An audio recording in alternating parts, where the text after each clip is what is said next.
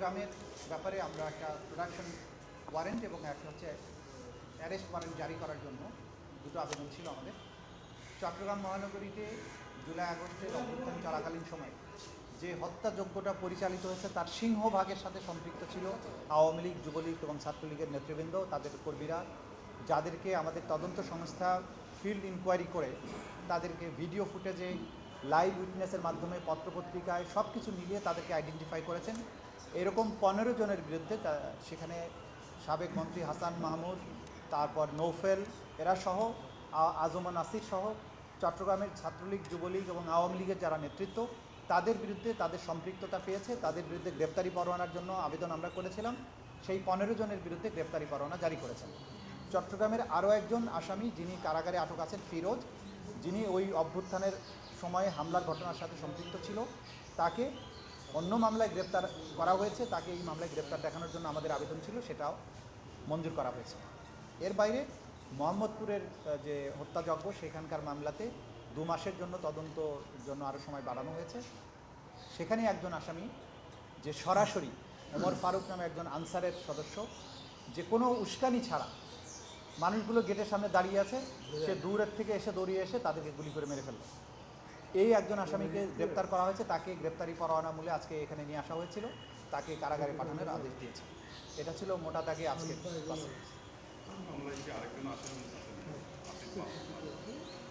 Councillor Asif Mahmud, হ্যাঁ, তারা গ্রেপ্তারি পরোয়ানা জারি আছে, এদেরকে গ্রেপ্তার করা হলেই তাদেরকে এখানে নিয়ে আসা হবে।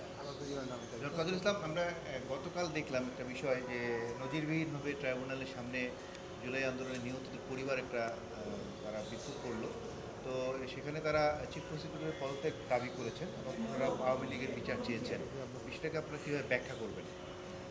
দেখুন, প্রথম কথা হচ্ছে চিফ প্রসিকিউটর আইনজীবী।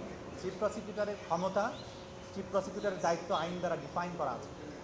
আমাদের কাছে যখন তদন্ত সংস্থা তদন্ত করে রিপোর্ট দিবেন, সেইটার পর থেকে চিফ প্রসিকিউটরের কাজ শুরু হয়।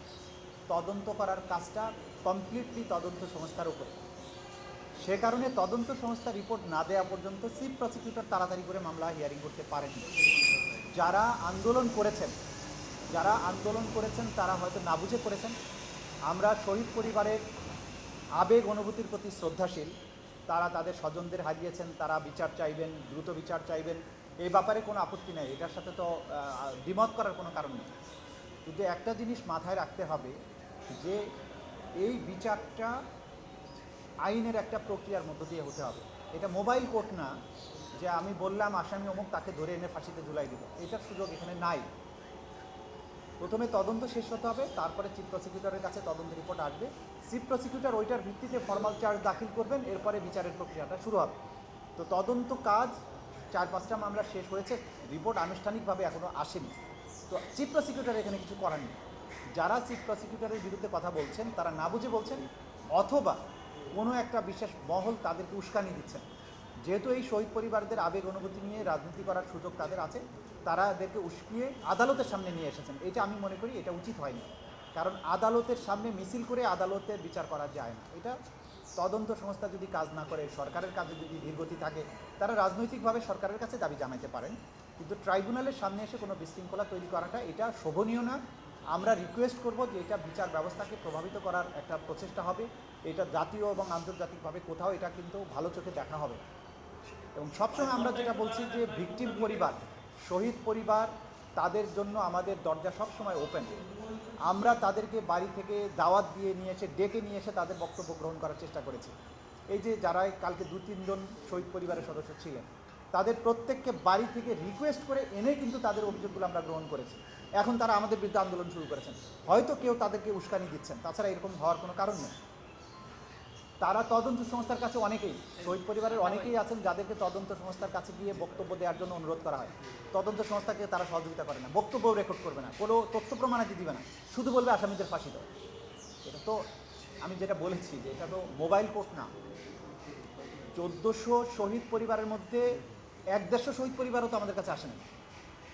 তো বাকি শহীদ পরিবাররা যদি এগিয়ে না আসে তাহলে তদন্ত সময় লাগবে, আর তদন্ত না পেলে চিফ প্রসিকিউটর কিছু করতে পারবেন না। তদন্ত রিপোর্ট এসে গেছে, কোর্টে আমি কোনো কারণ ছাড়া টাইম নিচ্ছি, মামলার হিয়ারিং পিছিয়ে দিচ্ছি, তাহলে বলা যাবে যে হ্যাঁ, প্রসিকিউশন টিমের জন্য দায়ী। সুতরাং এরা না বুঝে করেছেন, তারপরে আমরা তাদের আবেগ অনুভূতির প্রতি রেসপেক্টফুল। তাদের স্বজন হারানোর বিনিময়ে বাংলাদেশে একটা পরিবর্তন হয়েছে। আমরা এবং তদন্ত সংস্থা তারা সবাই দিনরাত কাজ করছে, কিন্তু কাজের ভলিউমটা বুঝতে হবে যে এই গোটা বাংলাদেশে এই চট্টগ্রামে যেতে হচ্ছে, রংপুরে যেতে হচ্ছে, খুলনায়, বরিশাল, নরসিংদী, কোথায় না। তো একটা টিম, ছোট্ট একটা টিম, সেই এভিডেন্স আনা, সেগুলোকে কম্পাইল করা, সেগুলোকে আইন অনুযায়ী সাজানো, এটা তো খুব সহজ কাজ নয়। তো এটা তদন্ত সংস্থা করছে, এর সাথে চিফ প্রসিকিউটরের কোনো সম্পৃক্ততা নেই। সুতরাং আমরা সবাইকে বলবো যে বিচার চাইবেন, কিন্তু কার কোনটা দায়িত্ব এটা বুঝে বলবেন, নাহলে চিফ প্রসিকিউটরকে দায়ী করে তো কোনো লাভ নেই। এবং আমরা বলবো যে আদালতের সামনে এই ধরনের শোডাউনটা প্রত্যাশিত নয়, এটা কেউ করবেন না।